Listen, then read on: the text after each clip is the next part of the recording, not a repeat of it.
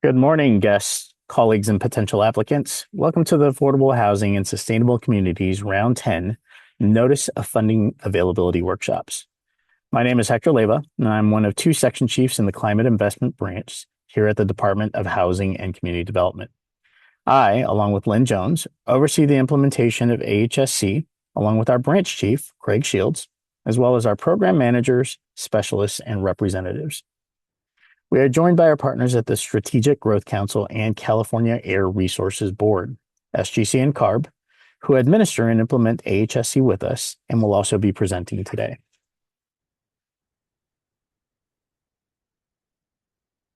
On the current slide, you'll see today's very robust agenda. All three agencies, HCD, SGC, and CARB, will be providing information on topics shown.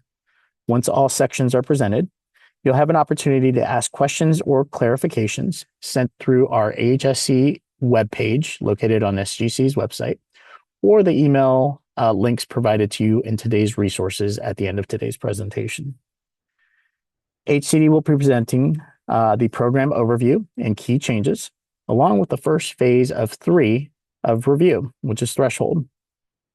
Our partners at CARB will then come in and present on scoring and the quantification methodology updates, followed by HCD returning and presenting on feasibility, the application workbook highlights, the submittal process, awards, loan closing, and rounding out the day with resources.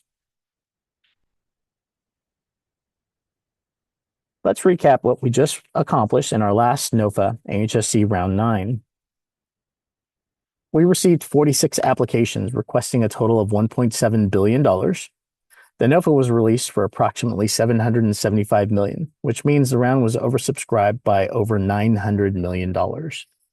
We expect Round 10 to be just as competitive and oversubscribed. Of the 46 projects, 21 scored high enough to meet a geographic target, project area type requirement, or statutory set-aside, which resulted in the creation of 2,578 total units.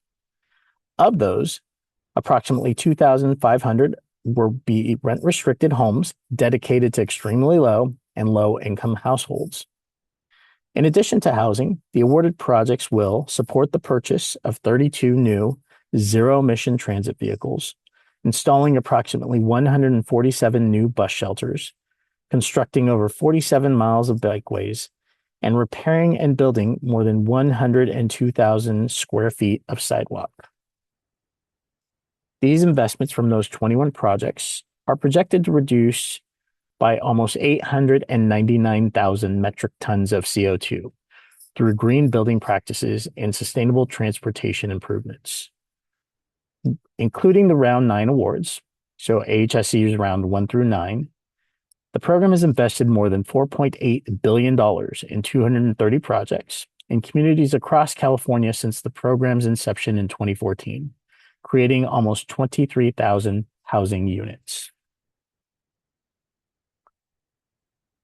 Now let's take a look at the Round 10 timeline. Items that have been completed are the adoption of the Round 10 guidelines on February 25th, followed by the NOFA and application being released on March 4th.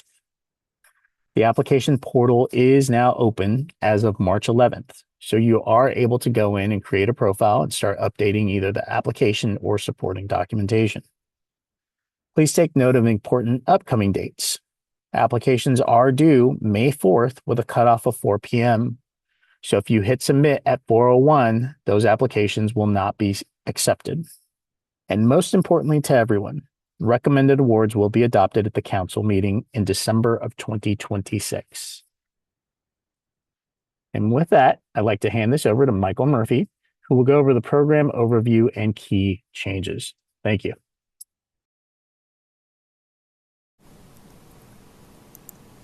Thank you, Hector. My name is Michael Murphy, and I am a program manager in HCD's Climate Investments Branch, and I will be covering the AHSC Round 10 program overview and key changes.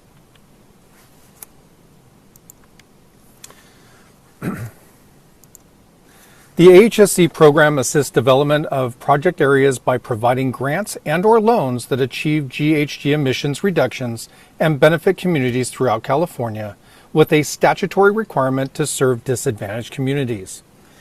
How does the program do this? By increasing accessibility between destinations, resulting in fewer vehicle miles traveled, shortened trip lengths, or mode shift from single occupancy vehicle use to transit, bicycling, or walking. The program consists of 4 funding components: 1 Sustainable Transportation Infrastructure, STI component, and 1 Affordable Housing Development, AHD, and or Housing Related Infrastructure, or HRI component. And a program, PGM, component is optional. The AHSC program is a competitive program. All applications will go through a three-phase review process. Phase 1 consists of threshold review, Phase 2 focuses on scoring, and Phase 3 includes the narrative review and feasibility analysis. Each of these phases will be discussed in greater detail later in this presentation.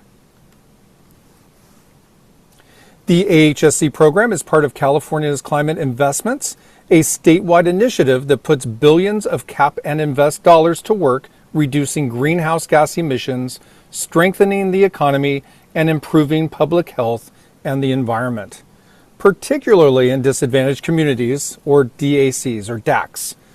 AHSC invests in projects that facilitate GHG reduction by supporting more compact infill development patterns, encouraging active transportation and transit uses, and protecting agricultural land from sprawl development. Funds available for Round 10 is approximately $750 million, and listed on this slide is the funding range for this round. A single developer cannot receive more than $100 million in combined AHD and HRI housing costs per the AHSC funding cycle. The initial base loan amount of $250,000 per assisted unit. And for projects requesting AHD funding, assisted units must be at or below 60% of the area median income, or AMI, on a rental AHD. For home ownership projects requesting funding, the affordable units must be at or below 120% of the AMI. In either scenario, the department will regulate units assisted by the department. And for HRI requesting funds, please refer to the NOFA for grant amounts available per residential or restricted units. AHSC has 3 project area types: Transit-Oriented Development, or TOD, Integrated Connectivity Projects, ICP, and Rural Innovation Project Areas, RIPA. The funding distribution caps allow up to 35% for TOD projects, 35% for ICP projects, and 10% for RIPA projects. The statutory requirements that must be met are as follows. 50% of the project funds must benefit disadvantaged communities. 50% of the total funds must support affordable housing developments. The Council has goals of funding 1 tribal project and at least 1 project in each of California's 8 geographic regions. These targets and requirements are not mutually exclusive. For example, a tribal project that qualifies as a TOD and is located in a DAC within a Central Coast region will count towards each of those target requirements. As noted on the previous slide, the program aims to fund at least 1 project in each region, to the extent that eligible applications are received. The 8 geographic areas are shown here, and for further details, please see section 112 of the guidelines. Now let's move on to discuss the key changes for this round. In section 103F2 of the guidelines, we have clarified the requirements for projects submitted to substantiate experience. The projects submitted to evidence experience must be similar in size, scale, and scope of the proposed project. We will discuss this in further detail during the threshold portion of the presentation. For home ownership projects, updates have been made to both the scoring criteria, specifically section 111 C2B of our guidelines, and to the way these projects are reviewed for feasibility. For applicants submitting a homeownership project, committed funds are no longer based on permanent sources of funds. It is now based on construction sources, with points earned for the committed sources for construction financing, grants, and subsidies excluding the amount requested from the AHSC program. The second update is how home ownership projects are reviewed for feasibility. We will no longer review for the ongoing operations of the project, as the funds will be available at construction close. This change has also been updated in our application. More information on these two updates will be shared later in this presentation. In section 114B4 of the guidelines, we have clarified that home ownership AHDs supported by the AHSC program grant shall be subject to a monitoring agreement with a duration of at least 30 years and not 20 years. In section 114C3 of the guidelines, we have clarified that a recorded covenant is only required upon the award of an HRI or home ownership project grant funds. This aligns with previous AHSC rounds and longstanding program practices regarding when covenants are required. In the application document checklist, we have clarified the documentation required to qualify for the agricultural exemption.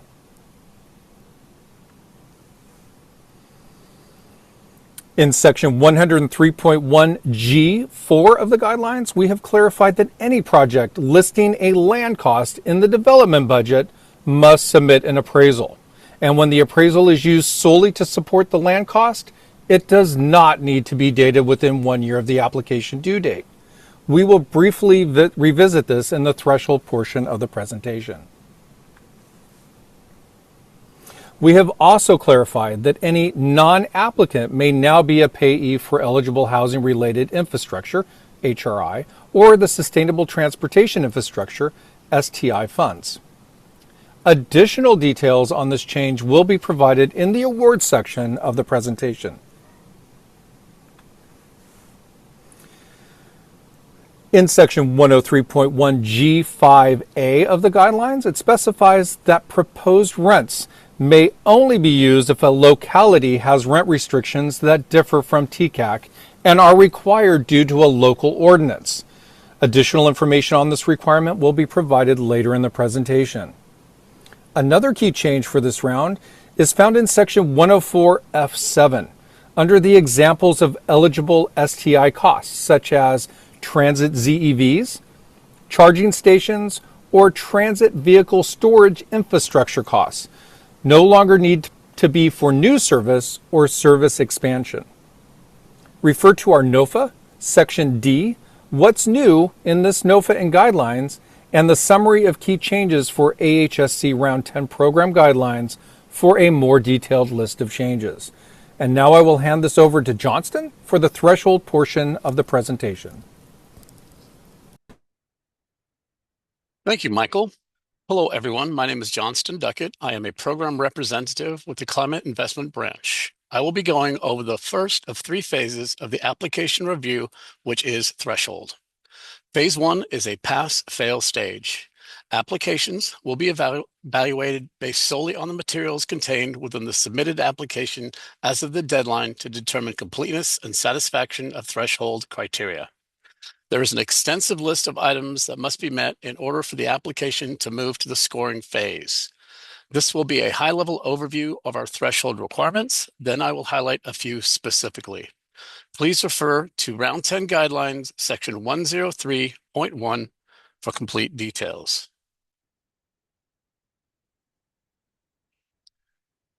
I will walk you through an outline of the 5 main components of threshold review. The first 3 components, the project, the applicant, and the request for program funding, must meet all eligibility requirements. The 4th component, the applicant, must demonstrate site control of the property on which the project will be located. Site control must be held through date of award. The 5th component, the application, must be sufficiently complete to adequately assess project eligibility based on state requirements, underwriting standards, and the AHSC guidelines. Also, a reminder, if you are applying for other HCD programs such as Super NOFA for additional funding on the same project, please make sure that applications are aligned to meet program requirements and guidelines. We will be checking in with our program partners to ensure application information is consistent. All project area types must be served by a transit stop or station within a half-mile of the AHD. TOD projects must meet the definition of high-quality transit, whereas an ICP project is defined by qualifying transit. High-quality transit is determined by meeting 20-minute or less headways during peak operating hours. Both TOD and ICP transit components must be in operation at the time of application. RIPA projects must commit to building a quality transit or high-quality transit by certification of occupancy of the AHD. The AHD project must contain a minimum of 5 or more units. Refer to section 102D1 of the guidelines for more detailed information. Developments may be new construction, rehabilitation, or adaptive reuse of non-residential structures to residential units. Applicant confirms construction or rehabilitation has not commenced at the time of application, including demolition. To clarify, commencement of construction means the first land disturbing activity associated with a project, including land preparation such as clearing, grading, and filling, or the first alteration of any wall, ceiling, floor, or other structural part of a building. This is further clarified in our NOFA under Threshold Requirement Section 2E. An exception would be in the case of emergency repair for public safety.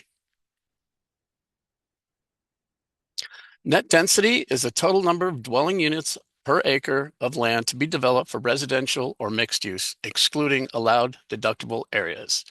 Net density for TOD developments is 30 units per acre, ICPs are 20 units per acre, and rural projects are 15 units per acre. Applicants can calculate net density by using either a unit count or bedroom count as shown on this slide. Please note, applicants must use unit count for quantification of their project's GHG score. I'm going to pause for a moment so you can see both calculations.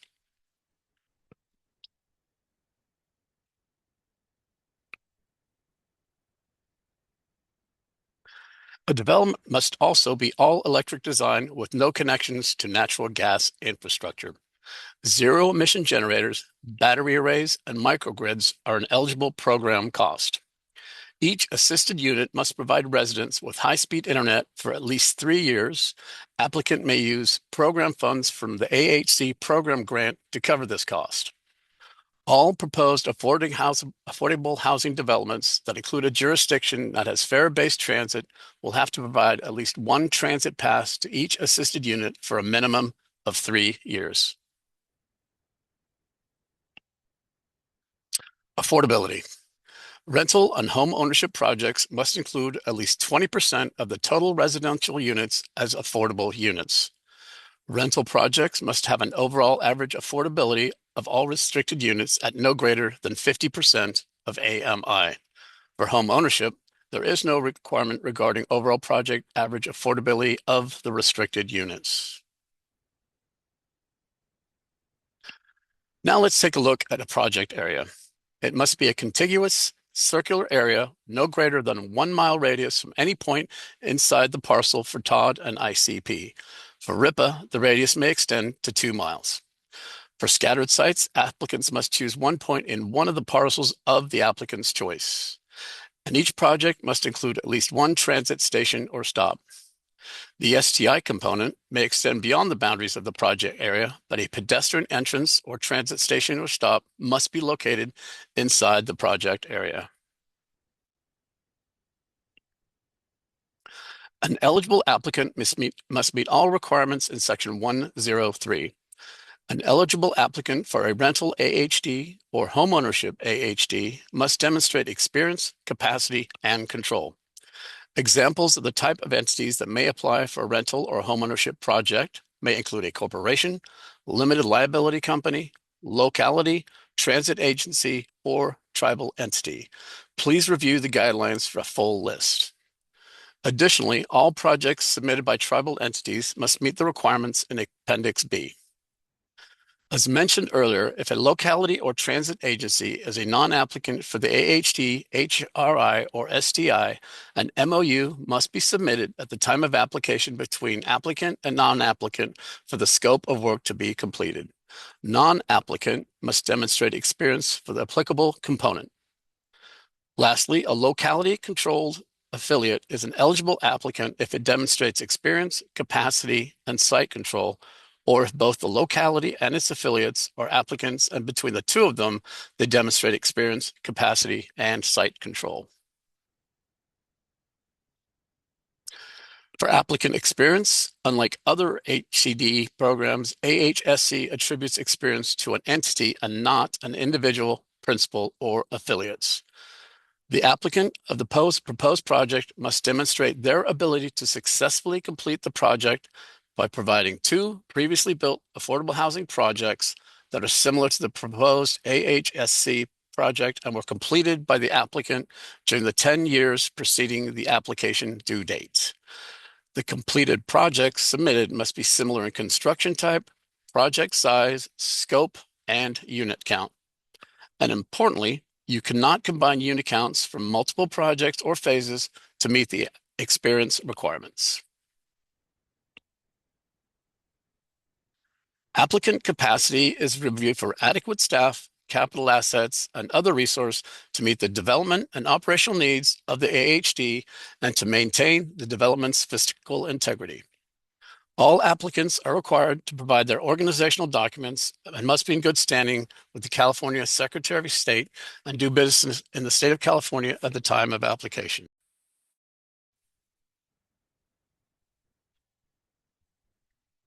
An AHD can be a rental or homeownership, but not a combination of both, and the AHD can be mixed income or mixed use.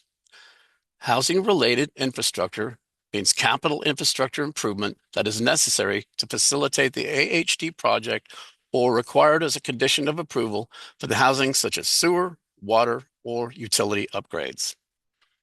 HRI costs can also include factory-built housing components utilized in the construction of the AHD, including a deposit required to initiate construction. The scope of work may be on-site or off-site. For all costs, including HRI, the department will be reviewing these costs to ensure the project is not already receiving other department program funding for the same eligible cost.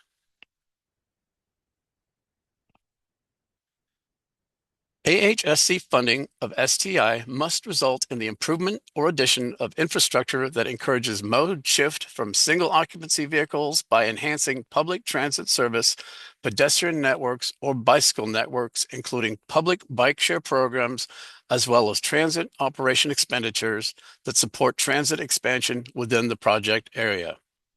Residential programs are services that improve the lives of the community within the project area. This can include workforce development, tenant education, transit passes, and air pollution reduction programs. Programs can either serve the residents of the AHD or be made available to the wider community within the project area. Site control. At the time of application, the applicant must demonstrate site control to the date of award by any of the methods described in UMR 8303. Where site control is in the name of another entity, the applicant shall provide documentation which clearly demonstrates the applicant has acceptable form of right to acquire or lease the project property and has a connection to the entity on the site control document.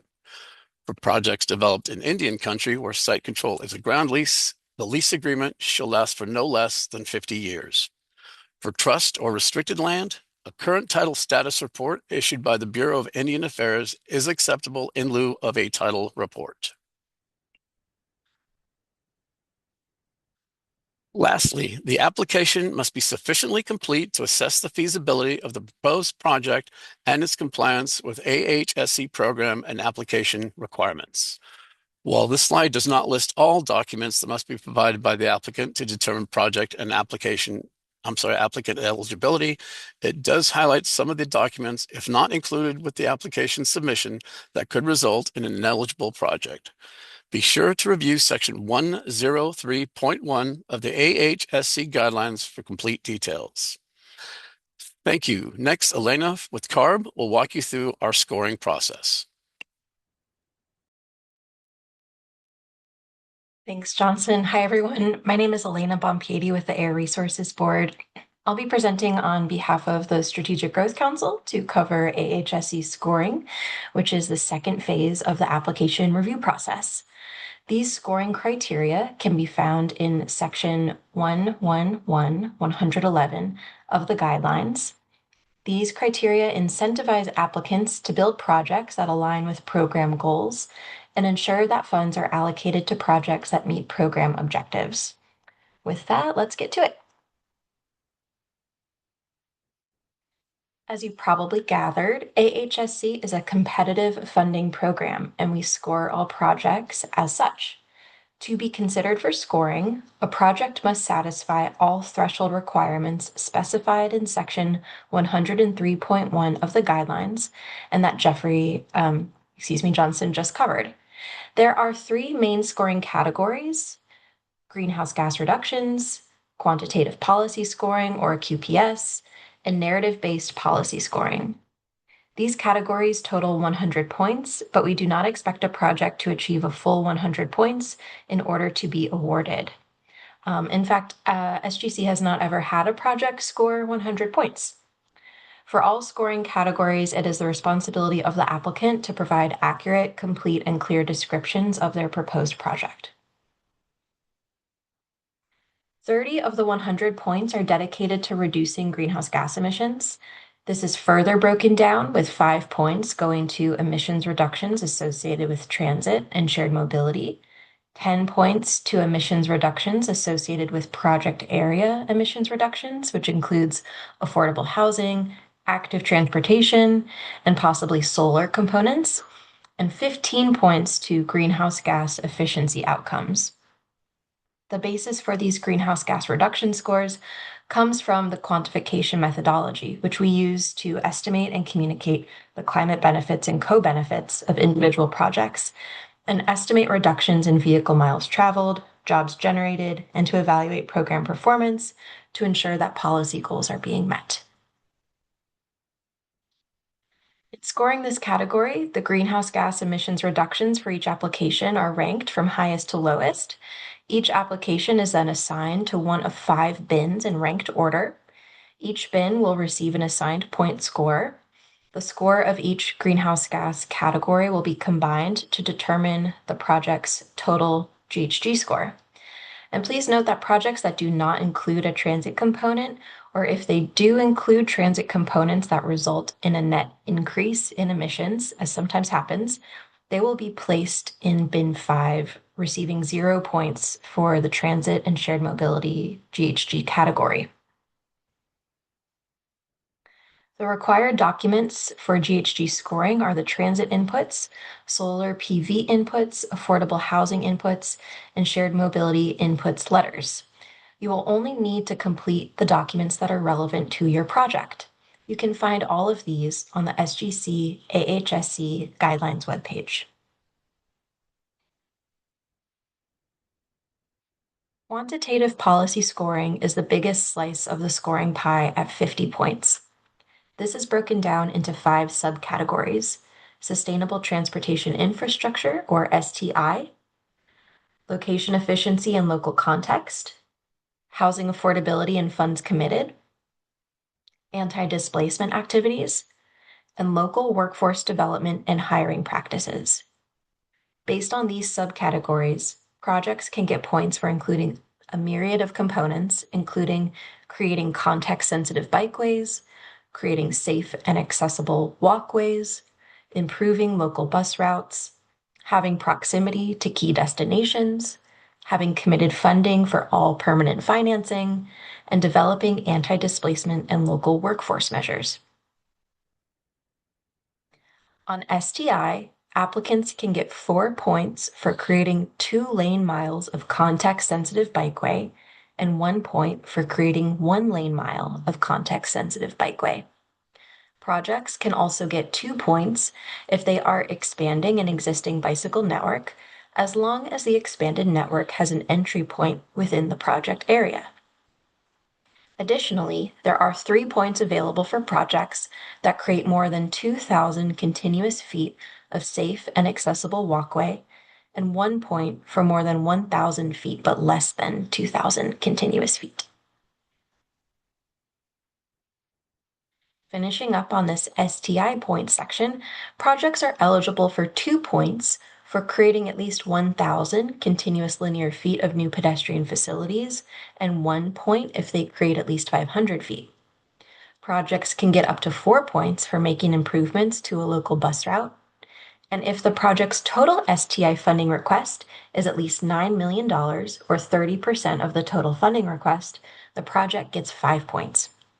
If the project's STI funding request is $6 million, or 20% of the total funding request, the project gets 2 points. For location efficiency and local context, a project can receive up to 3 points for key destinations that are located within 1/2 mile of the affordable housing development. Each key destination is a percentage of a point based on the project's project area type. Projects are also eligible for 3 points if they are located near an environmentally cleared high-speed rail station, are funding the construction of community-identified components from another SGC program, or if they are building the AHD, Affordable Housing Development, using excess sites land, surplus land, or exempt surplus land. Projects will also get 1 point for being located within a jurisdiction with a housing element in substantial compliance, and 2 points for having a pro-housing designation. Projects can also get points if a tribal entity is the developer or STI partner, and if the AHD is located in a disadvantaged community and/or a low-income community. Points are also associated with housing affordability and funding commitments. 4 points are available for projects that demonstrate commitment funding. Rental AHD projects can get up to 3 points by dedicating a certain percentage of housing units at 30% AMI. The points for this on a sliding scale. To get the full 3 points, 25% of units must be dedicated to extremely low income residents. Fewer units than that dedicated to extremely low income residents will receive fewer points. Rental projects with 3-bedroom or larger units that have 20% or more of the units priced at 30% AMI will receive 2 points, which are also awarded on a sliding scale. For homeownership projects, up to 5 points are available for restricting units to 30% AMI on a similar sliding scale. To see details of what points are available in this category, please review section 111 of the guidelines. Last, in quantitative policy scoring, projects can receive up to 4 points for committing to at least one eligible anti-displacement strategy listed in the guidelines. Projects can also get up to 3 points for implementing eligible workforce development strategies with priority populations. Now, onto narrative-based policy scoring. Applicants provide responses to the questions and prompts outlined in the narrative prompts document on the SGC AHSC program webpage. There are up to 20 points available for this category with 4 subcategories. Climate adaptation and community resiliency asks the applicant to outline potential risks posed from climate change and other environmental exposures to the project and address how the risks will be reduced. Climate benefit and engagement, which is based on residents, developers, stakeholders, government, and/or community-based organizers that were engaged in helping shape the project. Collaboration and planning outlines how the proposed project aligns with previous planning efforts of local government, housing and transportation agencies, and addresses community needs relating to climate, health, housing, mobility access, and safety. Last, equity and transformation asks the applicant how the project will advance equity or shape future projects in the nearby community. This section of the application is scored differently than other sections. It requires applicants to produce essay responses, which are scored according to the criteria in the narrative rubric. The narrative prompts for the essay responses and the narrative rubric can both be found in the supplemental materials to the guidelines. Additional noteworthy supplemental materials for this section include the climate matrix, which must be completed and uploaded and makes up the bulk of the climate adaptation and community resiliency section, and the community engagement tracker, which requires the applicant to document community engagement efforts. At this point, I will transition to the AHSC benefits calculator tool, which is produced and maintained by the California Air Resources Board. The California Air Resources Board, or CARB, develops and routinely updates the Affordable Housing and Sustainable Communities Benefits Calculator tool and accompanying AHSC quantification methodology. The tool and methodology are used by applicants to estimate the greenhouse gas emissions reductions and other co-benefits of the components of their AHSC projects. A project's greenhouse gas reduction estimates, which are reviewed and validated by CARB, are considered in project scoring, as previously explained. The last update to these resources was made for round 9 of AHSC, and no changes have been made for round 10. I will give a general overview of quantification and the types of projects that may be modeled using the calculator tool. I will not go into deep detail, but there is a recorded tutorial on how to use the calculator on the SGC Round 10 resources page. I also encourage you to familiarize yourself with the AHSC quantification methodology and user guide as your first sources for learning about these materials. And please submit any questions you might have to the AHSC question and answer form. All of these can be found on the SGC Round 10 resources page. The AHSC guidelines state that applicants will estimate GHG emissions reductions of at least one quantifiable project component, such as a project's AHD or transit or active transportation project. As greenhouse gas emissions reductions are considered in scoring, it is advantageous to quantify as many project components as is allowable. Per the guidelines, projects that are eligible for quantification must be funded by the AHSC grant or loan and be one of the acceptable project types as specified in the quantification methodology. Please note that there are special cost coverage rules for zero-emission vehicle or ZEV purchase projects, which are spelled out in the program guidelines on page 32. The Affordable Housing tab of the calculator tool accommodates up to 2 buildings, which must be modeled separately. For example, a multi-building project that proposes a building serving seniors and a building serving the general population should each be modeled on individual rows if these are separate buildings. The Shared Mobility tab allows applicants to estimate the benefits of both shared mobility projects like car shares and active transportation improvements.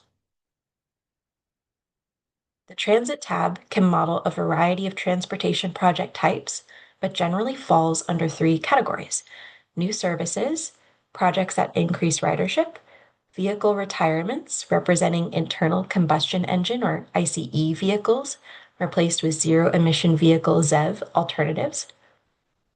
And the Solar tab quantifies the expected greenhouse gas emissions reductions provided by the kilowatt hours of energy produced by a project's solar PV system that is in excess of the minimum solar required under Title 24. So if a building is required to provide 100 kilowatt hours of solar and the solar PV has a production capacity of 120 kilowatt hours of solar, the applicant would estimate the expected emissions reductions of the 20 kilowatt hours produced that is in excess of that minimum required under Title 24. This is all I will cover for quantification in the calculator, and please submit questions on the FAQ submission page. And now I will turn it over to May, who will take us directly into the feasibility portion of our presentation.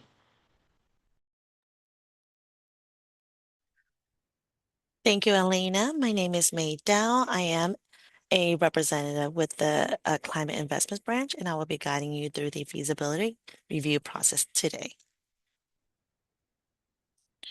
Feasibility, also known as underwriting. This is the third phase of our internal review process. This review occurs after a project has passed threshold, phase 1, and scoring, phase 2.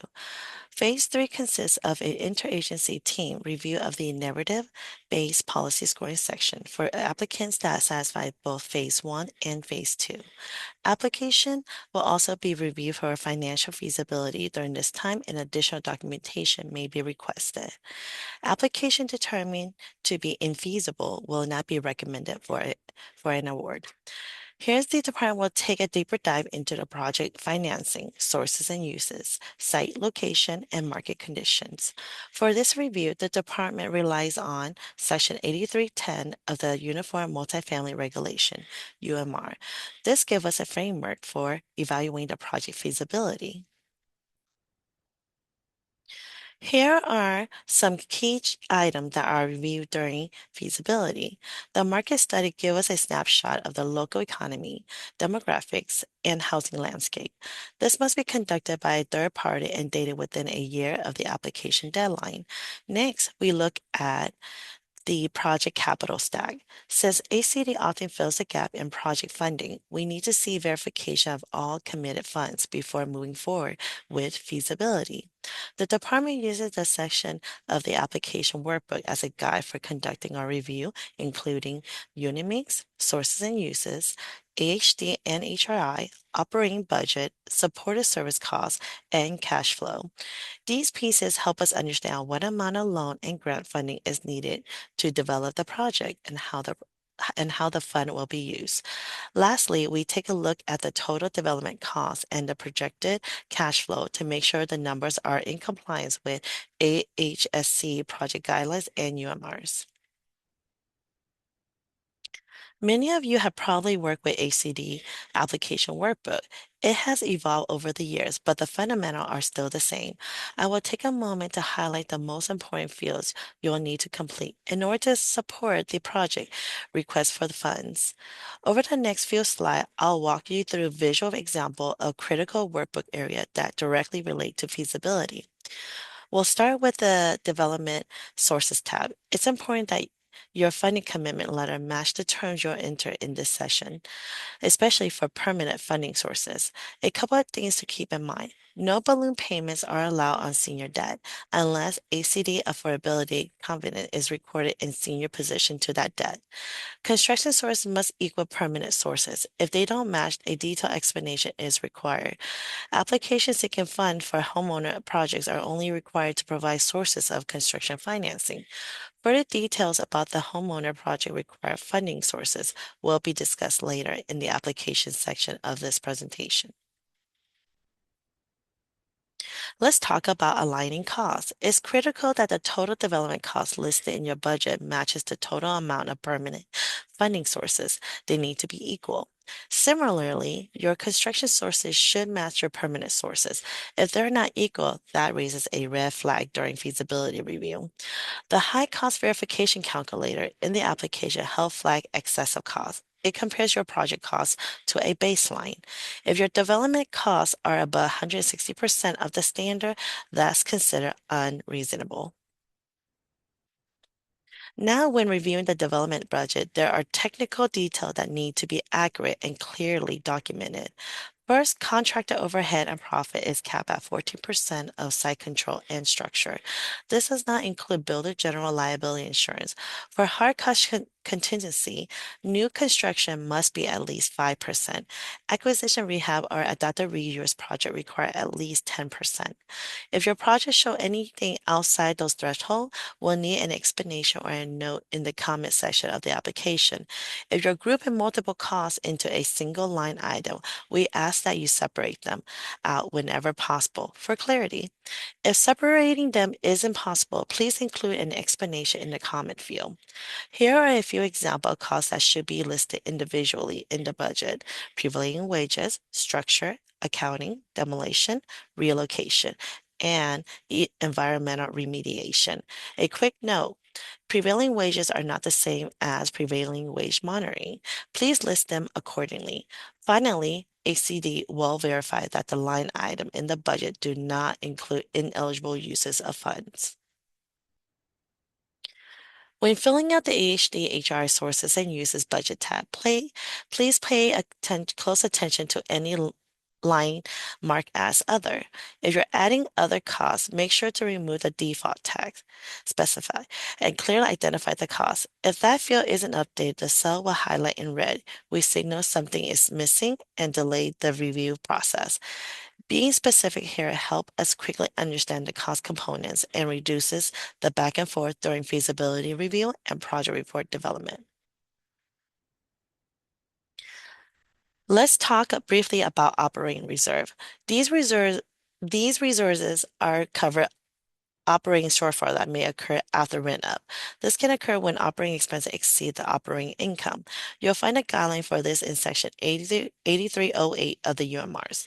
The calculation is based on replacement resources, non-contingent debt service, projected operating expenses. This exclude on-site supportive service coordination costs. The reserve requirement differ for tax credit and non-tax credit project. 3 months reserved for tax credit project, 4 months reserved for non-tax credit projects. Projects that include rental and operating subsidies shall follow ACD pool transition reserve policy. A transition reserve equal to 50% of the annual rental assistance amount shall be due at permanent loan closing. The application includes a transition reserve calculator, so applicant can calculate this fee in advance. When filling out the operating budget, make sure you include the number of employees and the full-time equivalents of or FTE count. We need both, not just one or the other. Double check the annual wage total makes sense based on your FTE count and state minimum wage. For the payroll section, break out payroll taxes, worker comps, and employee benefits into separate line items. These items are often grouped together, but they need to be listed individually. In the employee unit section, list the job title, the type of units, and the square footage for each on-site manager. Red cell will indicate when the information is complete. Under finance expenses, make sure to include all mandatory debt. This means amortized amount, the 0.42% annual ACD loan payment, bond issuer fee, and city or county monitoring fee.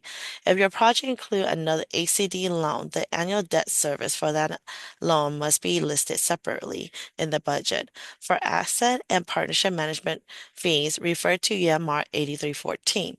The limit is $42,319 for 2026, with an annual increase of 3.5% thereafter.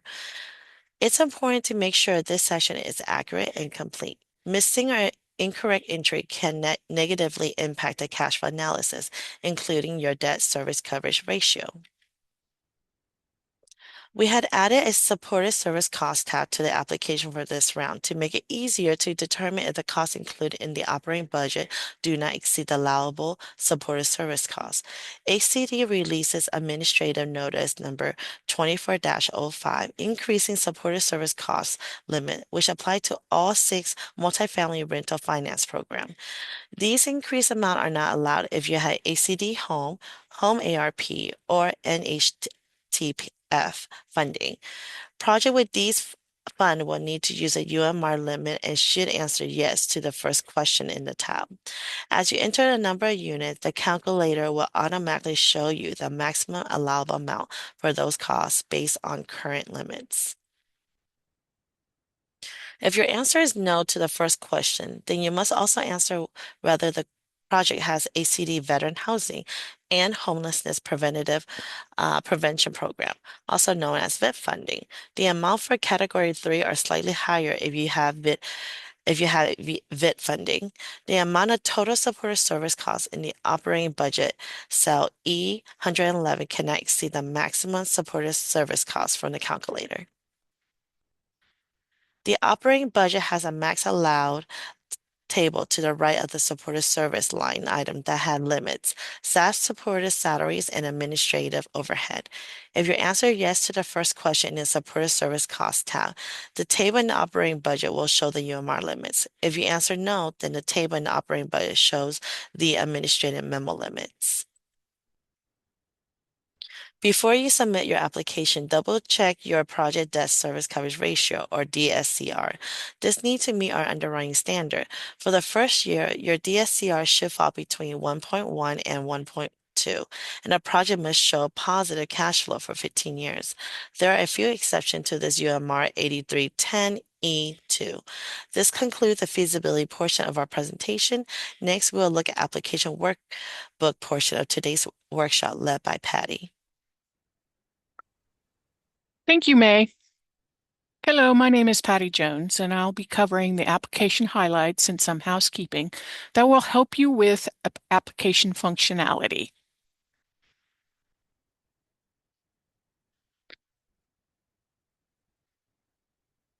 To access the Round 10 application, navigate to the AHSC website.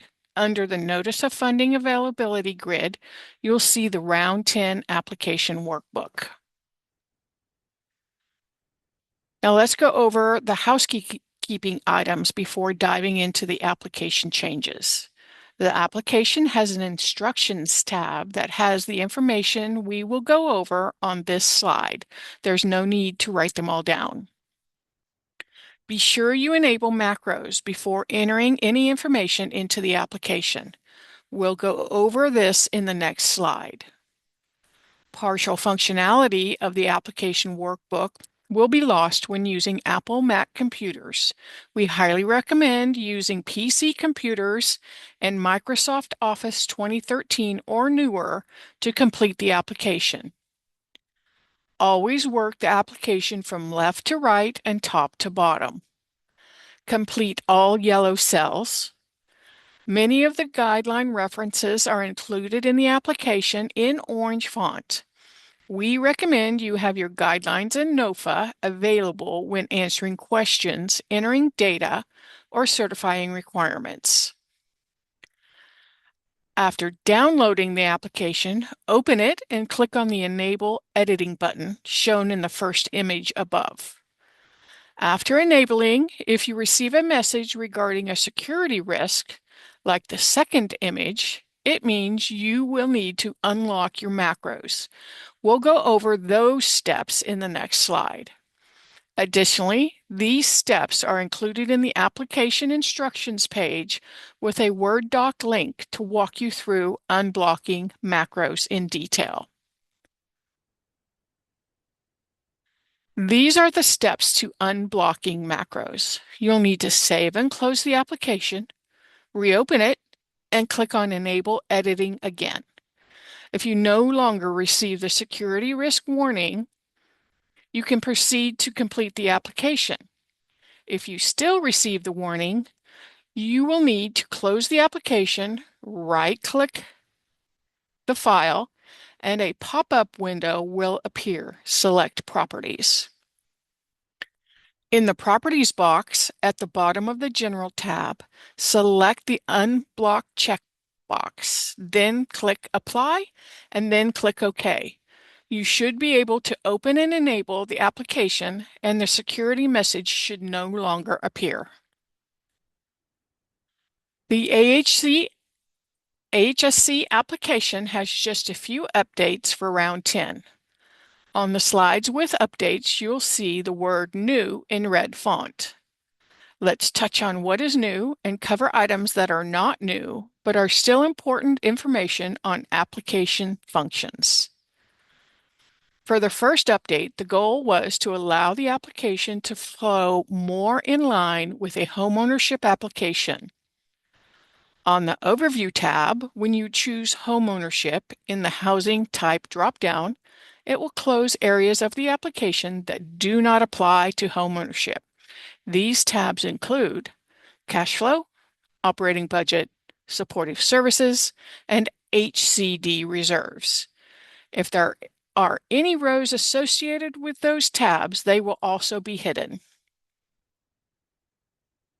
The next new addition is a section for a project that has commercial space included. In the Overview tab on row 309, there is a question: will this project have a commercial space? If you choose yes, there will be additional questions to answer regarding the commercial space. If no is chosen, the additional questions will stay hidden. The application will highlight cells red or include red font if any information is inaccurate, incomplete, missing, or has failed to meet the program requirements as shown in the first image here. The box to the right of the screen provides the total development cost and request for funding for each of the project components. This information is pulling from the sources and uses budgets from AHD HRI, STI, and PGM. If the amount exceeds the max allowed, it will turn red. Any cell with a red triangle in the upper right corner has a note.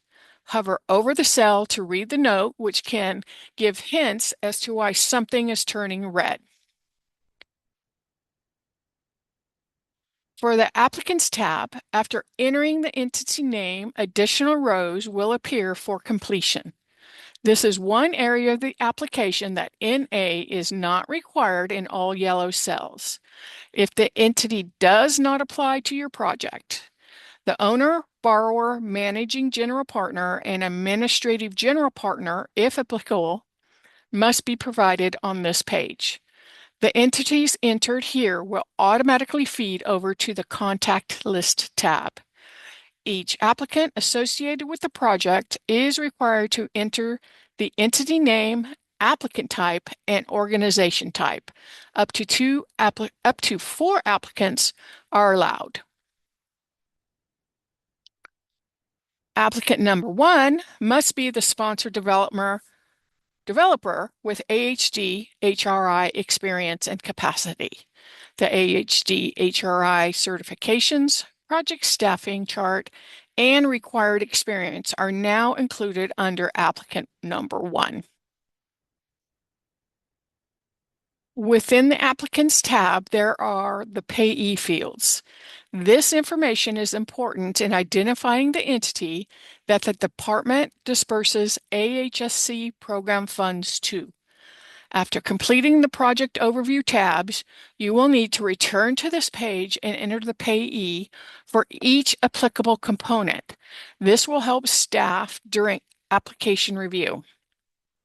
Note, if there are additional HRI, STI, or PGM components, extra lines will populate up to the maximum per category and are shown in the image and bullet points on this slide. Another new item for a homeownership application, the Development Sources tab, will only include the construction sources. The permanent sources box will be hidden. Sources of funds headers will populate to the AHD HRI SNU budget, and we'll go over this in more detail in the next slide. The AHD development budget and AHD HRI SNU budget are combined into one tab, AHD HRI SNU budget. Sales under eligible bases will need to be completed as well as the use of funds. Use of funds sources will be highlighted in blue and carry over from the Development Sources tab. If amounts do not match, the cells were changed to red. For projects receiving rental subsidies, subsidy name and contract terms need to be entered into the Project Overview tab. These will feed over to the subsidies section of the unit mix. For units receiving rental subsidies, scroll to the right and enter the monthly gross subsidy contract rent amount, number of units with subsidies, square feet, and building type. This slide shows how to correctly enter subsidy information in the Unit Mix tab. The key point here is that the application requires the gross subsidy contract rent, not just the subsidy amount.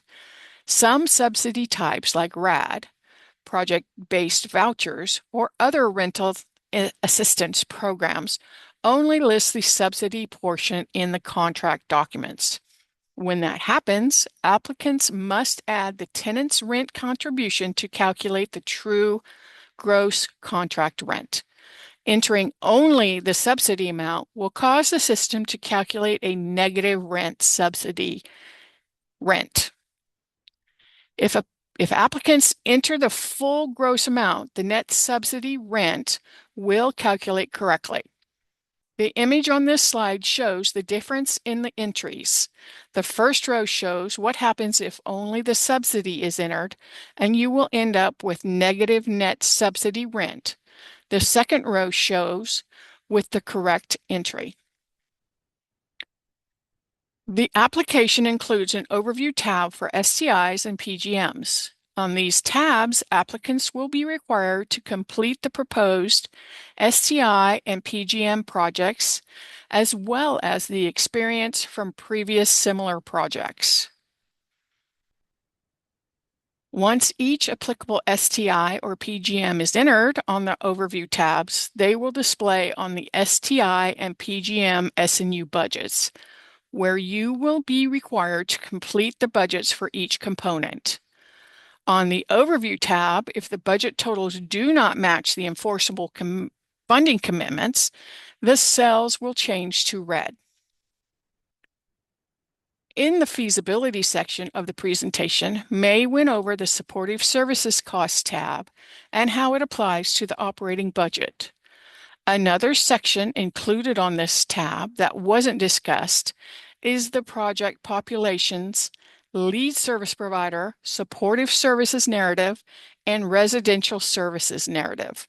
AHSC does not regulate to these populations, but this information is needed for us to accurately complete the project report.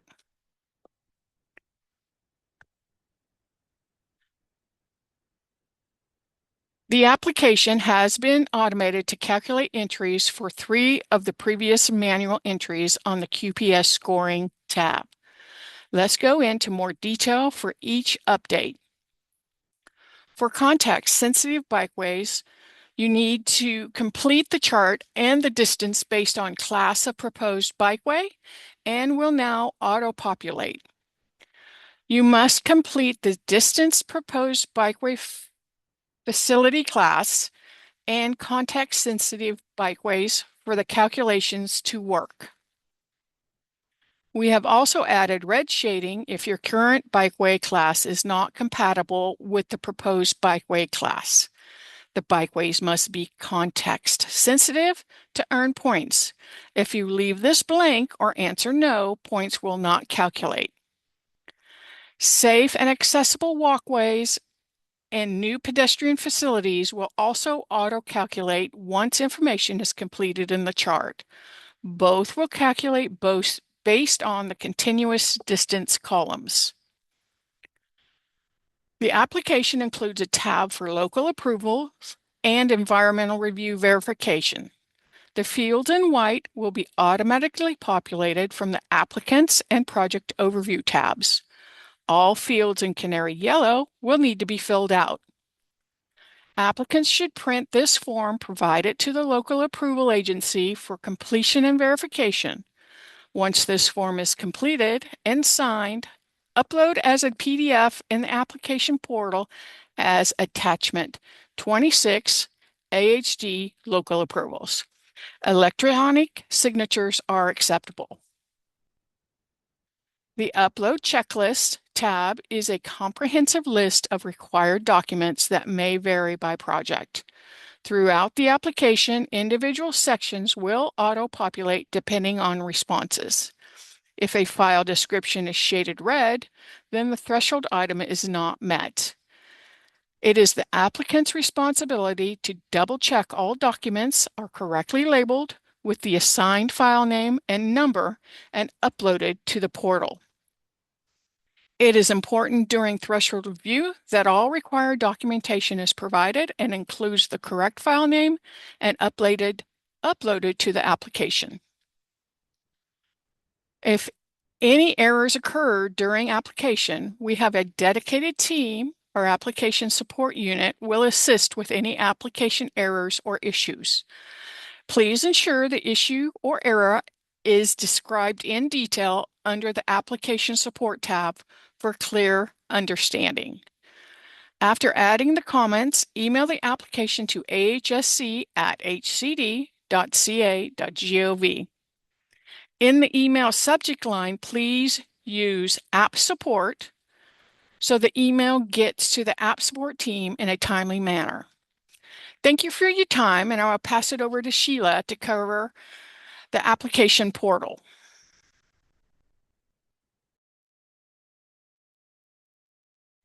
Thank you, Patty. Hello, everyone. I'm Sheila, a program representative with HCD's Climate Investments branch. I'll walk you through how to use the application portal.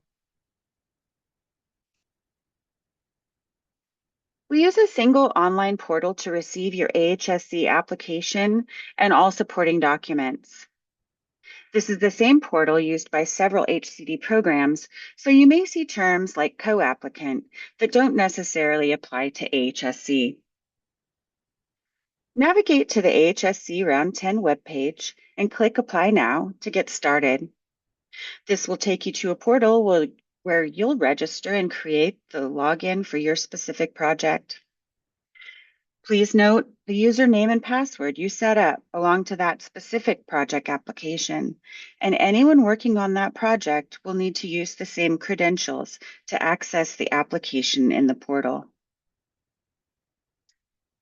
You'll click Register in the upper right-hand corner, fill out all required fields, create username and password, and accept the terms and conditions.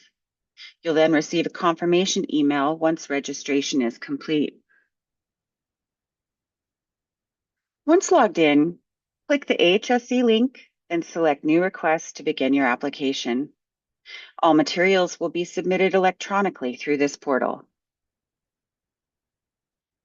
On the first page, enter your project area type, project name, and location.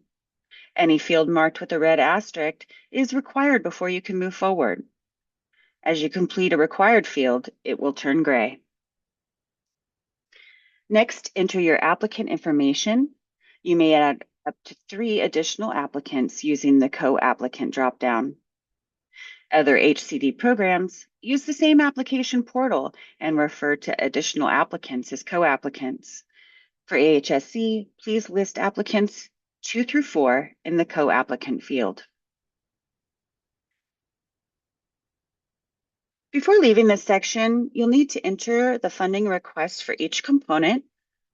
If you don't have final amounts yet, it's okay to leave most fields at 0 during registration, except for STI, which requires an amount to proceed. Before submitting your final application, be sure to come back and update these values to match your application workbook. After saving, you'll reach the attachments page.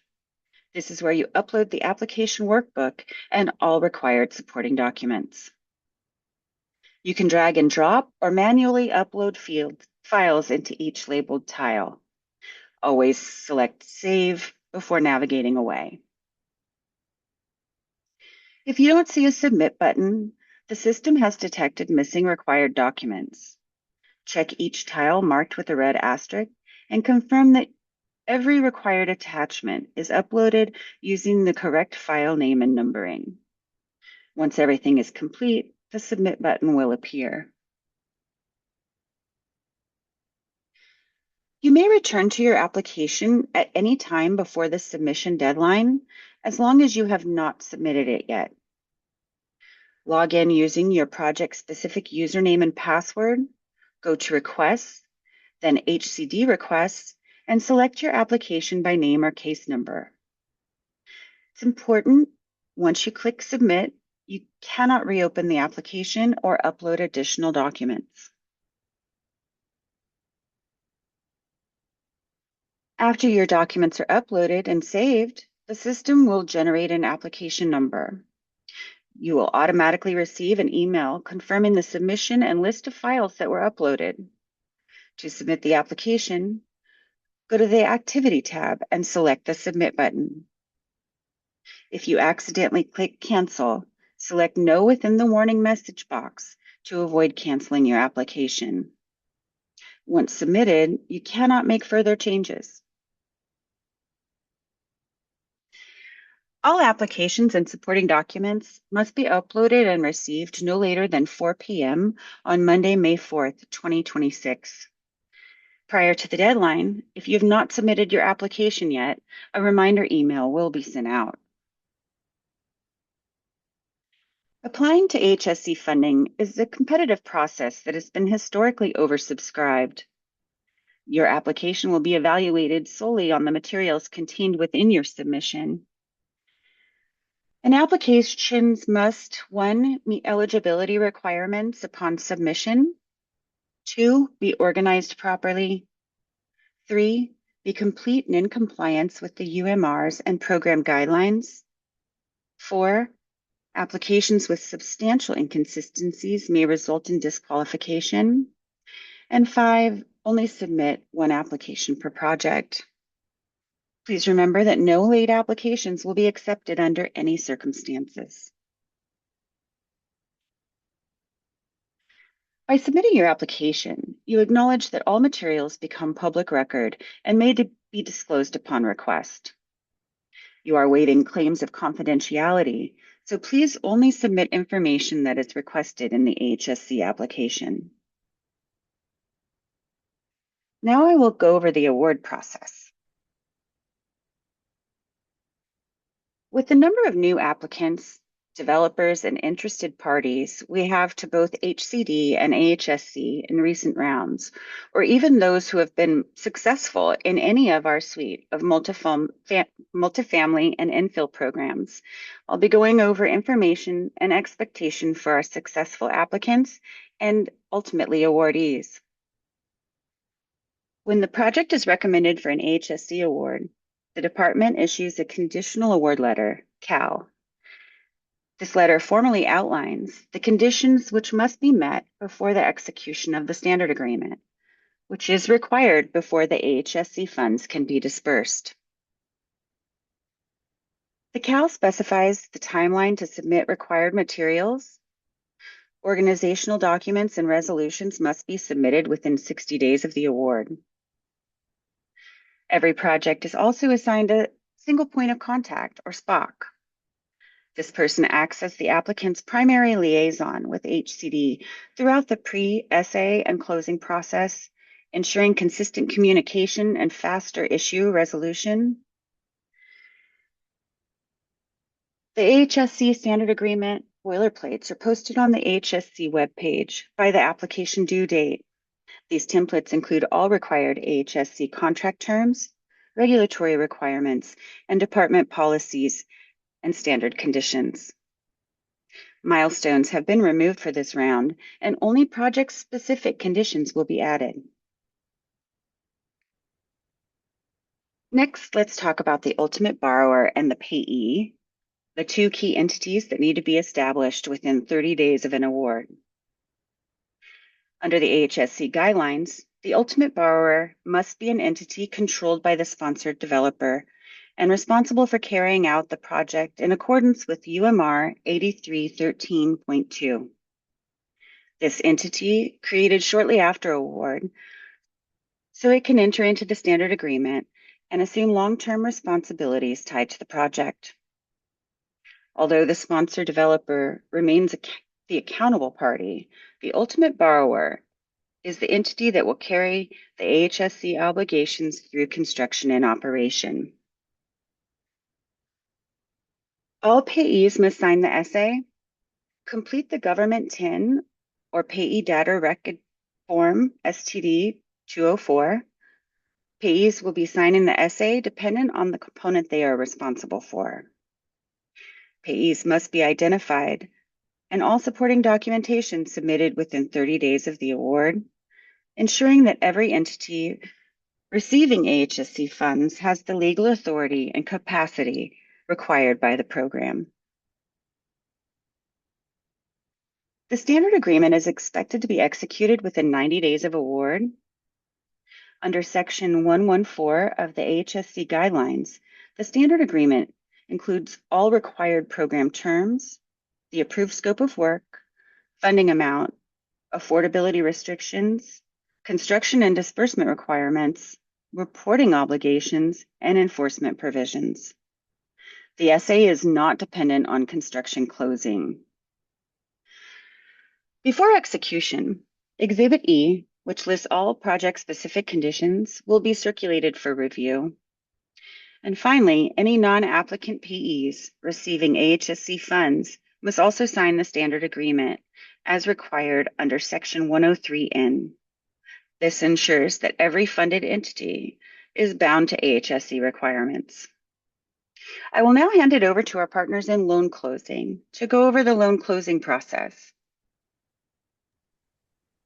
Thank you, Sheila. Hi, everyone. My name is Sumit, and I'm a loan closing manager in the DSFA loan closing branch. Today, I'll be giving a brief overview of the loan closing process, focusing specifically on what happens during the construction closing phase and the transition into permanent loan conversion. Before we reach construction closing, our team sends a closing checklist to the sponsor. This checklist outlines the documentation we need in order to prepare for closing. Some of the key items we collect include the current preliminary title report, senior and junior construction loan documents, and the construction closing financial, also known as the CCF. The CCF is a critical document and requires the sponsor to provide information such as the funding sources for the project, the grant disbursement schedule, and the project's development budget, operating budget, and other applicable grant budgets. The CCF helps us in two important ways. First, it allows us to complete the construction transaction summary, which loan closing uses for underwriting to ensure the project complies with HCD program guidelines. Second, it provides key details needed to prepare the disbursement agreement and the covenant when those agreements apply to the project. The disbursement agreement outlines how grant funds will be released throughout construction. It is signed by both the award recipient and HCD at construction closing. The HCD covenant, also referred to as the Declaration of Restrictive Covenants, is a recorded document that establishes long-term affordability and land use restrictions on the property. It is signed by the award recipient and the property owner and is recorded at close of escrow. Before the initial disbursement of grant funds, we send the sponsor a disbursement checklist. This checklist outlines what must be submitted prior to both the initial draw and the final 10% retention draw. Examples of items required before the initial disbursement include the executed construction contract, payment and performance bonds when applicable, and insurance certificates listing HCD as additionally insured. Items required before the final disbursement typically include a recorded notice of completion, the certificate of occupancy, and a final title report. Grant funds are released as draws based on the disbursement schedule included in the CCF. Draws are tied to documented construction milestones. HCD retains 10% of the total grant amount until final completion, with the other 90% released as work progresses.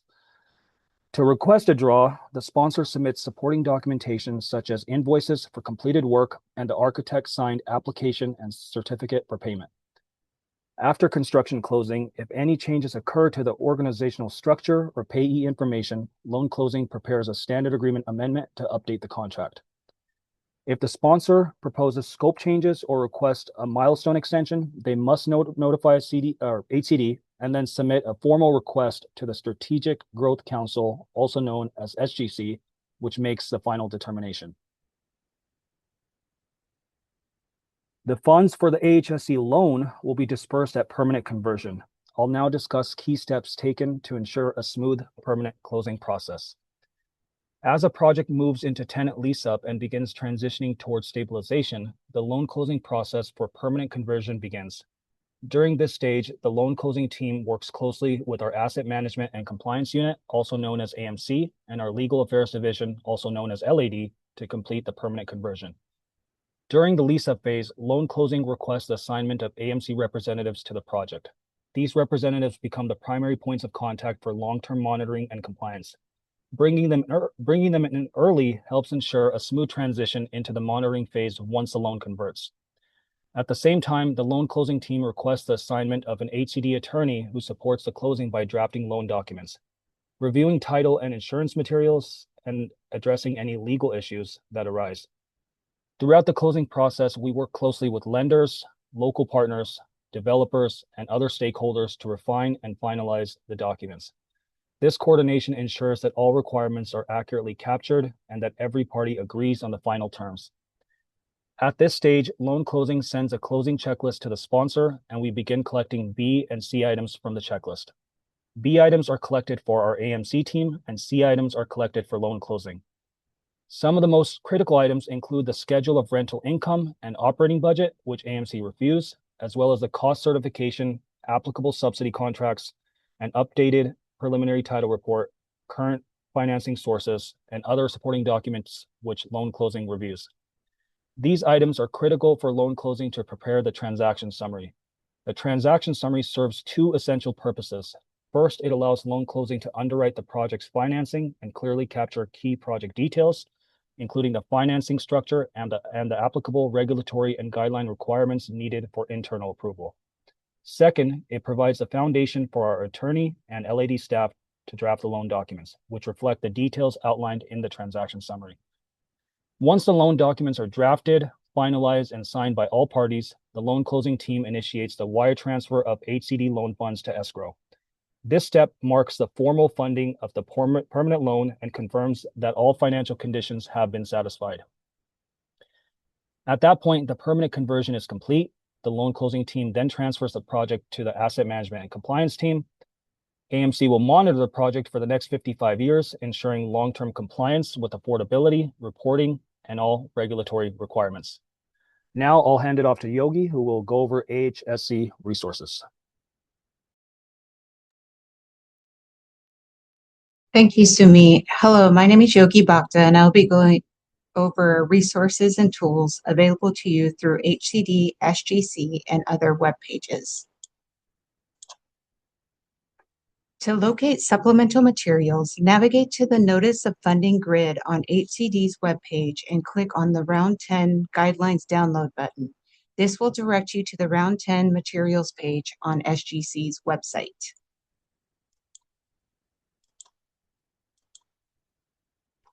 From the SGC website, you will find additional reporting materials such as Project Area Map Guide, the SCS Consistency Confirmation Template, the Anti-Displacement Assessment, the Community Engagement Tracker, and more.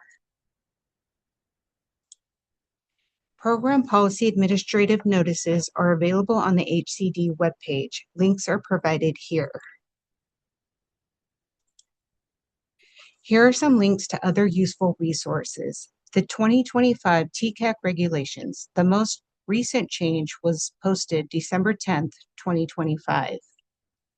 A methodology for determining rule status. This is helpful if you have any questions as to whether your project might qualify as a RIPA.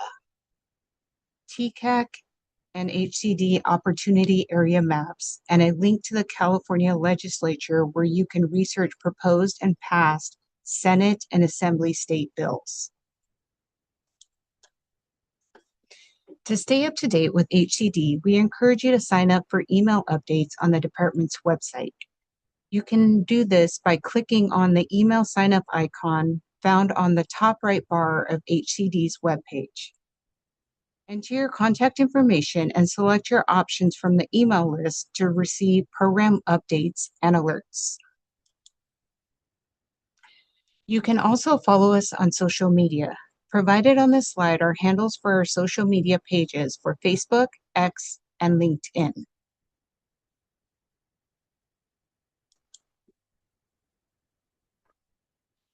Applicants should submit questions for this round using the Q&A form found on SGC webpage.